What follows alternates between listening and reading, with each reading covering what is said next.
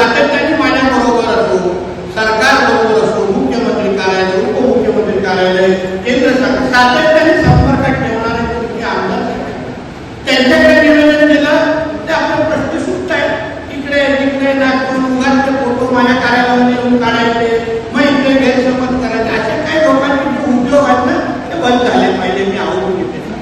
काही लोकांचा आपले आमदार साहेबांनी उल्लेख केला, काही लोकांना विचार दुकान त्याच्यावर होतात आणि माझ्याकडे कार्यालय येतात, फोटो काढायचा, तिथे पत्रकारांना द्यायची, वेगळी बातमी था असं काही कृपया करू नका.